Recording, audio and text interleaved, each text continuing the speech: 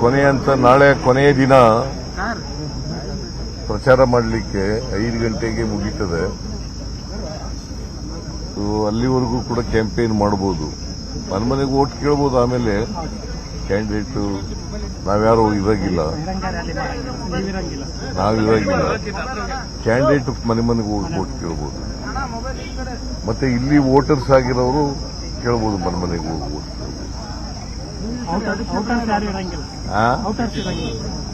Outers ಇರಂಗಿಲ್ಲ.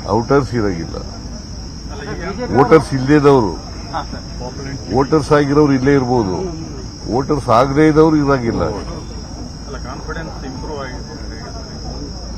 S, ನಮಗೆ confidence improve ಆಗಿದೆ. ಇಲ್ಲಿ 100ಕ್ಕೆ 100 ಗೆಲ್ತೀವಿ. ಬಿಜೆಪಿ ಅವರು ಇಂಟೆಲಿಜೆನ್ಸ್ ಮಾಹಿತಿ ಬಂದಿದೆ, ಬಿಜೆಪಿ 2 ಗೆಲ್ಲುತ್ತೆ ಅಂತ ಹೇಳಿದ್ರೆ ವಿಜೇಂದ್ರ ಅವರು. ಬಿಜೆಪಿ 2 ಕಡೆ ಗೆಲ್ಲುತ್ತೆ, ಇಂಟೆಲಿಜೆನ್ಸ್ ಸೋಲ್ತೀವಿ ಅಂತ ಹೇಳ್ತಾರ, ಸೋಲ್ತೀವಿ ಅಂತ ಹೇಳ್ತಾರ ಅವರು. ಈಗ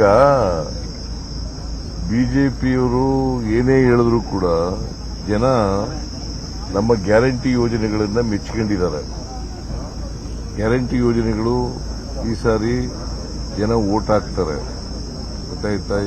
ಅವರು ಸಂವಿಧಾನ ವಿರೋಧಿಗಳು, ಬಡವರ ವಿರೋಧಿಗಳು, ದಲಿತರ ವಿರೋಧಿಗಳು. ಹೆಂಗೆ ಅವರಿಗೆ ವೋಟ್ ಹಾಕ್ತಾರೆ?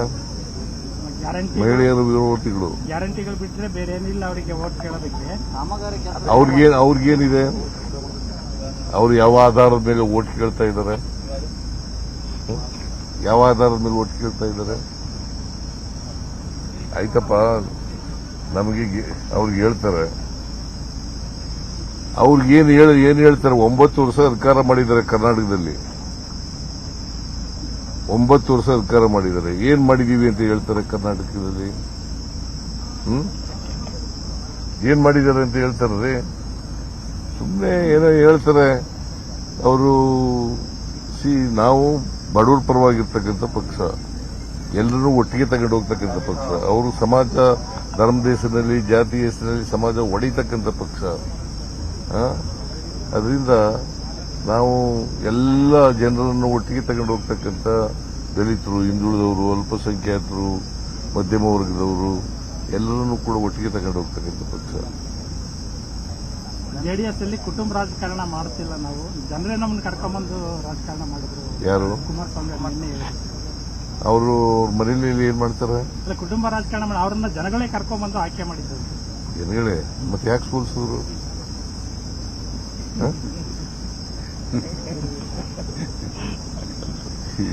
ಈಗ ಚನ್ನಪಟ್ಟಣದಲ್ಲಿ ಸೋತವ್ರು ಯಾರ್ರಿ? ಮುರುಮೂರ್ತಿ ಅವ್ರ ಮಗ ಅಲ್ವಾ? ಅವ್ರಿಗೆ ಗೆದ್ದಿದ್ರಲ್ಲ 23ರಲ್ಲಿ ಗೆದ್ದಿದ್ರಲ್ಲ, ಅಲ್ಲಿ ಸೋತರು. ಯಾಕೆ? ಜನ ಕರ್ಕೊಂಡ್ ಬಂದಿದ್ರು ಅವ್ರಿಗೆ. 22,000 ಅಂತರದಿಂದ ಗೆದ್ದದು ನಮ್ಮ ಅಭ್ಯರ್ಥಿ. 22,000 ಅಂತರದಿಂದ ಗೆದ್ದದು.